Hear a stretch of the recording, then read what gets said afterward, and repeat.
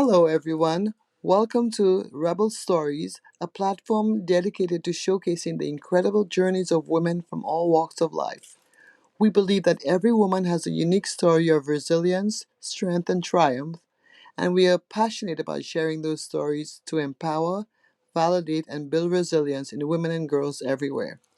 Tonight's guest is Bella. Hi, Bella. Hi, how are you? I am doing great. How are you? Well, let me tell you, I am doing a lot better now. And how is that, Bella? Do you mind sharing a little bit about your experience with us?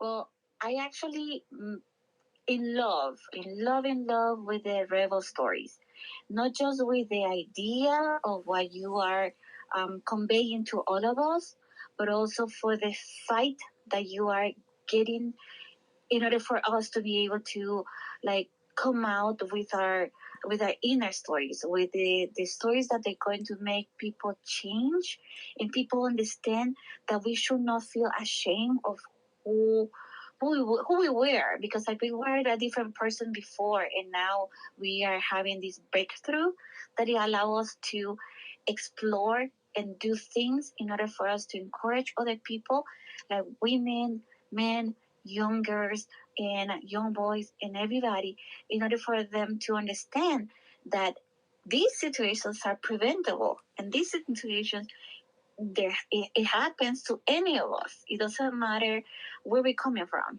So that fight is something that you're doing it for us, and I'm really grateful for that. Well, thank you, Bella. So let's tell our guest a little bit about the situations that we're talking about. Because I think you and I may know, but I think our guests are probably a little bit in the dark. So let's bring them into the light. Okay, so let me tell you a little bit about my background in order for some people to kind of understand where I'm coming from and how I ended up where I ended.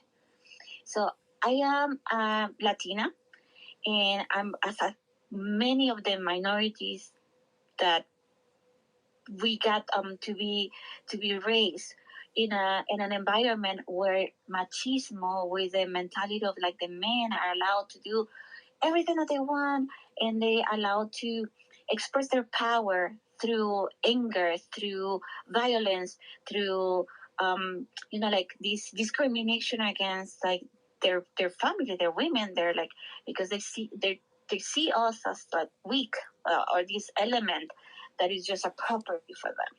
So I was born in an environment where my mom was also abused by my father, but she had the idea that it was better for us not to know.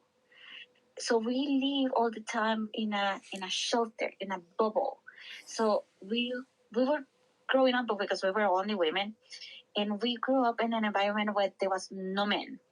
I grew up in a Catholic only girls school, and I went to like a Catholic only girls like college. So it was like all the time only surrounded with women, and we all with the same mentality that, like, men it's okay to do whatever they want, but women were not allowed to raise their voice or get angry or protest or anything like that.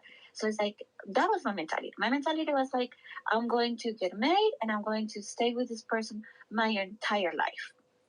And on top of that, whenever trouble happened, I couldn't go to my mom and complain, because if I go and do that, I'm the trouble. I'm the problem. I have to understand that this will pass and everything will be okay. And this is just a phase, or this is his personality, and I should be okay with that. So, with that mindset, I was okay, like I didn't see any problem. Like they say, like, well, didn't you see the red flags? The, the red flags were a carnival, as they say in internet, like they was just like there, and they're just for you to see them, admire them, and be happy that you have all this color in your life. So how could I know better than that? I was 19 when I met my husband, my ex-husband now, the father of my kids. I was 19. He was 13 years older than me. So my kids right now, like my kids, they say, like, "Mommy, well, you got groomed." And I'm Oh, like, I don't even know that term. but the kids do. Yeah, grooming. Yeah, when when So you're with somebody who's a little bit older than you, and you get to do what the expectation is. yeah, because like he had lived his life in the Hispanic community. We say like he had some street on him. Mm-hmm. And I was as naive, as ignorant as you can imagine. So I was okay with whatever he said. So he wasn't bad all the time because I cannot say that. He was like super nice sometimes and like Prince Charming. And then but there was some dark days that he wasn't in a good mood and everything was a storm. And then I learned to be like that. And then I learned that it was okay for me to react badly, but then getting shame for it. So it was like the art of manipulation. Later in life, once I had kids, I learned about the term narcissist. But I didn't understand what was that. I understand, like anybody who's a jerk can be a narcissist. That's the way that I see it. And I was like, okay, so I mean, most men are just jerks, or like, and you just call them narcissists. But our situation got worse and worse and worse and worse after COVID. And then, like, that's when we have our kids and stuff like that. Because I was like, for 12 years, I didn't want to have kids because I was afraid. I was afraid of, like, if I was distributing my love with someone else, he will get mad. He will get mad at me because I was the jealousy, the controlling, the like driving me to do like many things. I couldn't have friends. I couldn't have anybody coming over to our place. We didn't really have friends. We were completely isolated. My mom wasn't allowed to visit us. My sister were not allowed to visit us. I had to cry for weeks in order for me to be able to see my family. I was literally Bella, like from Disney one, like that real one. Mm-hmm. So that's the way that I feel. But Because it was like the Stockholm syndrome. I was in love with the beast. so And so what made you realize what made you come to terms with the fact that this was the situation you were in, and what made you take that next step? Because as we know, it takes a woman 7 times to make a decision before she can either stay or leave, depending on what her circumstances are. So what were some of the things that made you decide that you should not be in that relationship anymore? well, let me tell you that was a process of almost 5 years. It took almost 5 years for me to really make that decision. And that decision almost cost my life. Like the Wow. first time, the first attempt that I tried to do in order for us to try to come to terms, because I wanted this relationship to end.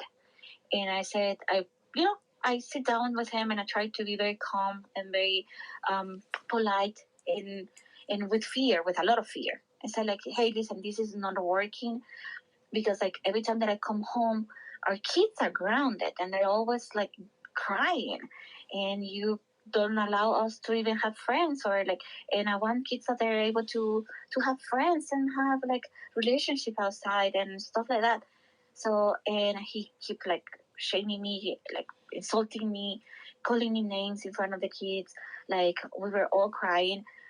Like there was no holiday that we were like happy. We were like always crying, all of us, like the three of us, my two kids and I. We were always crying, and he was like yelling at us, and then everything started escalating, and then like my desire to fix the things, or like more like my desire to end the things, got me to the point that it's like now it is a fight.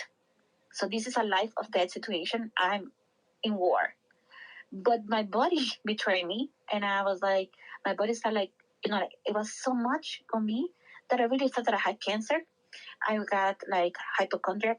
I was thinking that I have every disease that you can imagine. My entire hair, like, well, not entire, but like at least like 40% of my hair fall off, and I really thought that I had like big like a big drastic disease.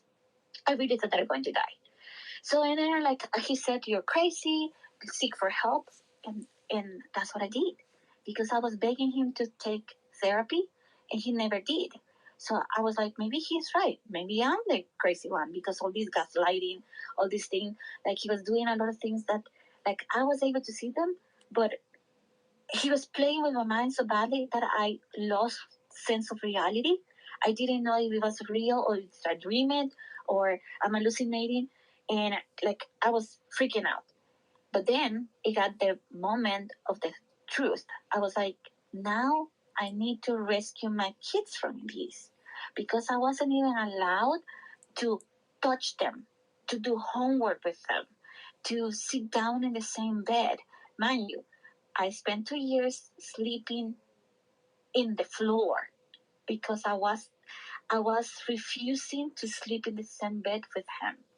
So because I wasn't I wasn't getting into that, he said, like, "Well, you're going to sleep like a dog somewhere, but not in anyone's bed because you're dirty and you're not allowed to touch our kids."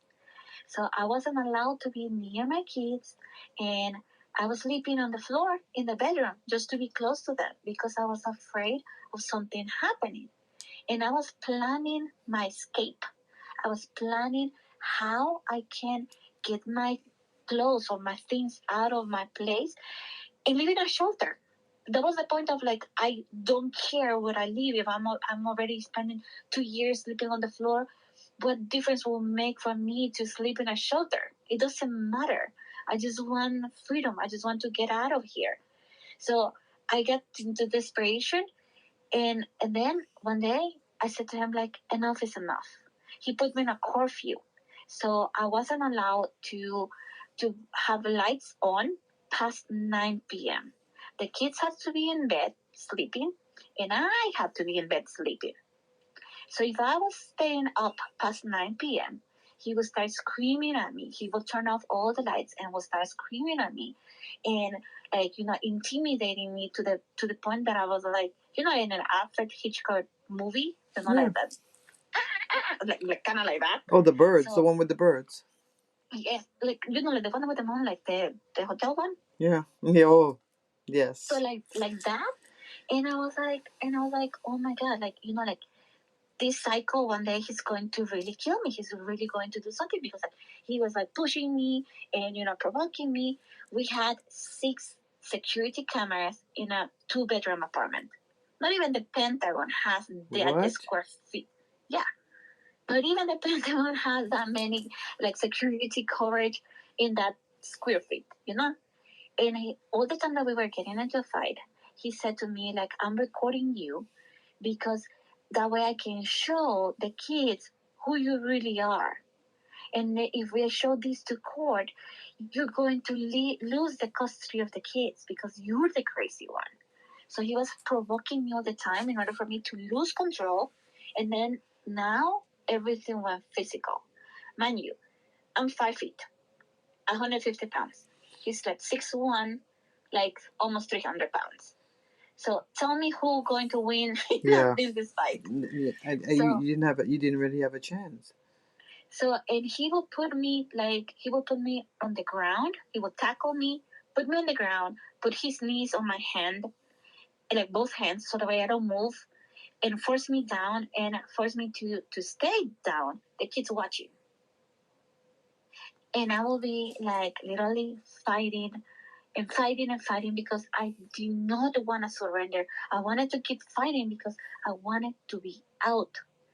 The day that I was like, that's it, was because like he made me like I was doing like some other stuff, and I was washing the pots. I was cleaning up the kitchen when he come back because he was like going out, and then he was coming back at wee hours of the night. But I had to be asleep when he arrived. That day, I didn't realize that he never left. He hid behind the bed. So I didn't know that he was still there. So it was 9:10 p.m. and he shows up out of nowhere in the kitchen. He's like, he starts screaming. He's like, "I told you that you have a curfew, that it has to be, like everything has to be turned down." But I was like, listen, I'm just had to finish like watching the poets. And he's like, I don't care, blah blah blah. He turned off the light. And if you turn on the light, you will see. And that was it. I was like, I wanna see it. Now I wanna see what happened. Because I'm tired of living in fear. Now I don't care about anything else. I turned on the light. He grabbed me by the neck. He pushed me against the microwave. I hit my head in the microwave.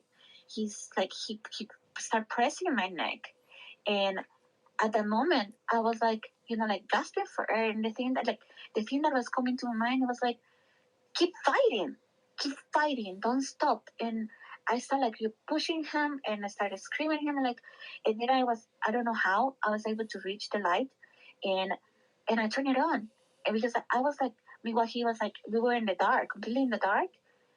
I was like, okay, this is the moment that I die. This is the moment that I'm going to be gone. And I turned on the light, and I started screaming at him. I was like, okay, so with the lights on, you're not that kind of man, right? Like you're not that strong. You're not that person when the lights are on. When you're seeing the face of somebody who's going to fight against you, because I'm not going to surrender. So I pushed him, and I started walking towards the kids because I was ready to grab them and start running.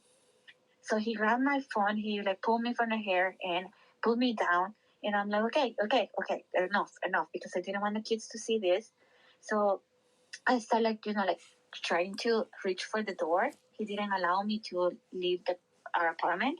So he gets against the door, and that's the moment where I start like, oh my god, I'm like he's really lost it. He really lost it. Like I'm going to die right now. He pushed me against the corner of the door. He tackled me. He puts all his body weight on top of me, and he said like, you need to see Christ. You need to talk to Christ. You need to, and I'm like, when he said those words, I was like, oh my God, he's ready to take me to see God in person. Like I'm like, I'm going to die. I seriously didn't know what to do. I was just crying and crying and crying, and that's the moment that I just stopped. I stopped, and I said like, God, please just like enlighten me, and I stopped crying because it was irritating him more to see me crying. And I said to him like, you know what? It's fine. Everything was going to be fine. I'm going to obey you. I'm going to do whatever you ask me to do. I'm going to change. I'm going to be okay. Like, and I was in fear. Like, my body was shaking. I was like super cold. And I said all those words to him. And I'm like, and then he's like, okay. Because that's the only thing that he wanted me to say. That I was going to obey him. He will have the control. And I went to my kid's room, and I was on the floor sleeping as I normally do, like on the floor. And he went to his bedroom, and he was snoring, like he had like the best pleasant day at the gym, and now he's okay to fall asleep. So with all of this going on, I mean, just listening to it, it is, for somebody who is listening to this is very traumatic. What what how did you begin to discover who you were outside of that relationship? I mean, what steps did you have to take to rebuild your identity? Because that experience, I'm sure it has affected your perspective on healthy relationships, boundaries, and self-worth. How do you come back from something like this? First of all, for the love of your kids, there was like this desire for me to be able to see them thrive as social beings, not just as humans or successful men. I just want them to socially thrive, so that way this stigma, this idea of coming from an abuse relationship and abusive like environment is just no longer in their lives. I know that they're going to have a lot of scars from this, but I think that it was worth the fight. but in deep inside, for me, was trying to recover myself, trying to find the person that I was before, or the pieces of that person, and recover it, and like and come back, somehow come back. And like, it's a journey, because like this is not over. I've been going to therapy. I've been doing a lot of like self growth programs. I had to take a lot of like different type of like podcast information, understanding what that narcissist is, what the side effects of like being in this type of relationship, and all that. It's been a lot of study. It's been a lot of like um like self discovery. Yeah. And things like, for example, your podcast, things like the information that you're giving out, things like where you're even the social media, the stuff that you share, it helps me understand. It helps me kind of see that at the end you're not alone. There's help. There's there's people, that there's this family outside, because like I when I came to this country, I came just with him. I don't have any more family, so it's like I was so afraid of leaving, because I didn't have where to go. Like seriously, I'm like, where do I go? I don't have any family. I wasn't allowed to have friends. What do I do? Where do I do? And where do I go? And then I found you, and then I have that hope that I'm not alone. That there's institutions, that there's like people that they will find the tools for you to be able to overcome all this situation. I'm so happy that you can say that, because I think for myself and for a lot of other organizations, sometimes we're working almost in the dark. Because as you and I are both aware, and quite a majority of the population, relationship abuse is not something that people talk about. It's something that is wrapped up, that is covered up, that is not really discussed. So having you sharing your story and the impact it has, which is for most people is it's something that they can relate to, and for other people it'll be something that'll be new, that they can open their eyes to the impact of relationship abuse. But when did you realize you wanted to share your story, and and use your experience to inspire other women? What was the catalyst for that decision? The catalyst is to prevent it, to tell other people that, I mean, stop feeling embarrassed, stop feeling that that you have to stay quiet, because I think that what it saved me, like for real, what it saved my life, was the fact that I was mentioning and talking, because like my mom was the one that like, oh, don't bring the dirty clothes out, don't Yeah. share your Don't share. information, don't And talk that's the about it, thing. don't. That's what I don't mean to cut across you, but that's what you always hear. I mean, a lot of my friends and a lot of people who I've worked with, survivors and clients, will tell you that's the first thing, especially whether your family has prominence in society or not. Just the mere fact that you're airing what is known as family business, especially for an immigrant population, if you're hearing those kinds of words, it's not a good thing, because they don't want everybody else to be looking at them, not necessarily exactly what you're going through, but they don't want that kind of information to be shared among the general public. They Yeah, don't. exactly. So it's like, so that's a situation that like I feel that like I would never have understood like that I was in a situation that wasn't normal, if because I didn't know any better.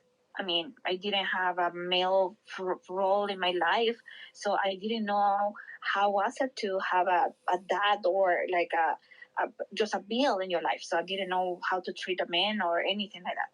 So having to talk about my limitations with other people, like men or women, and they say like, that's weird, that's not normal, that's not okay. That's not so. And then you compare your stories, and you're like, okay, so you are allowed to do this, like, and for me, it was kind of like a novelty, like how you're allowed to do this. I'm not allowed to do that. Mm-hmm. So it's like allowed. Like, what do you mean allowed? Like, nobody should be telling you what to do. Yeah, wrong word. Yeah, it's like how you're not going to be allowed to go to bed wherever time you want to go to bed. So that type of things like make you realize, like, okay, so yes, this is extreme. And then I'll share this with somebody that I didn't know that she was living near my apartment. And this person said to me, there's a police station near our place.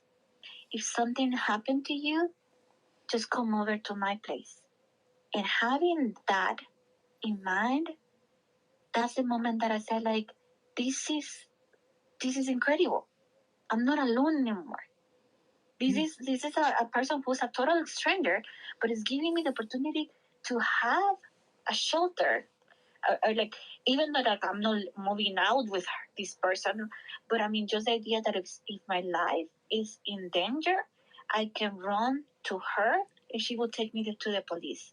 And she will try to figure it out with me, so I'm not alone. So just that concept itself, it changes everything. It does. So, as I'm sure our listeners will be thrilled to know that beyond just surviving, you've moved into thriving. What does thriving look like for you today, and how has your definition of it evolved? My definition of thriving is having kids that they are like fully understanding that they have a future and they can be as social as they want, as expressive as they want, as successful as they want, and they have all these opportunities. And then for me, is the discovery of a new talents, is the discovery of new activities that I can do without feeling that I owe permission to someone, that I have to ask for permission. I've been I've been exploring film. I produce a movie. I'm been helping into like this film academy. I am doing like so many other things like that makes me happy, not for money, but like for just for the mere um, hobby or the mere desire of like feeling alive. Things that I had never, even when I was a kid, I was allowed to do because like you always think of like productiveness as in materialistic way of like it has to produce something, it has to produce some type of benefit or product or money in order for you to spend time doing that. And just doing film, for example, it had made me explore that there's so many ways to communicate and touch people in a way that it helps them, it heals them, like identifying themselves with these characters of these anecdotes or like these stories that people is saying, like through a documentary, through like a short film, through anything, and then getting to know all this array of different personalities. And for me, it's just like everything, like, and I put myself like when I talk about things like that, it's like I put myself like a toddler. I am You're learning. rediscovering the world. You're rediscovering the world. And that is a pretty powerful thing to do, because if you're rediscovering the world every single day, you have an experience. You have an experience, and you get to make the best experience that you can. So on a final note, I wish we didn't have to let you go, but on a final note, so if there's one message that you would have to of inspiration, or one nugget of inspiration that you would share with everyone listening to our conversation right now, what would that be, Bella? For me, it would be rebel. Rebel with a cause. Because like that, my friend, is the best name that you could ever have found. Because like we are rebels in our own way. We all just the fact to break the chains of like the shame of being in a situation like this is the most rebellious thing that you can do. Just saying it's okay for me to tell my story and not feel ashamed It's okay for me to fight for my rights. It's okay for me to find my passions and not feel bad about it. That's a very rebellious thing. And that for me is just the reason why I follow you. This is the reason why I have kept you close to me, to my heart for so many years. Because you have taught me that you have taught me like that it's okay. It's okay to be different. It's okay to be passionate. It's okay to be intense. It's okay to be crazy sometimes. It's okay to express yourself in whatever way you want to do it. And it's okay to be you, because you know what? In all of us, there is beauty in our scars. In every Yes. single one of us. And that's why we rebel. That's why we rebel. Bella, thank you so much. It was a pleasure. And Thank you so much for we'll inviting me. definitely have you back on Rebel Stories. Thank you so much. Thank you so much for everything that you do.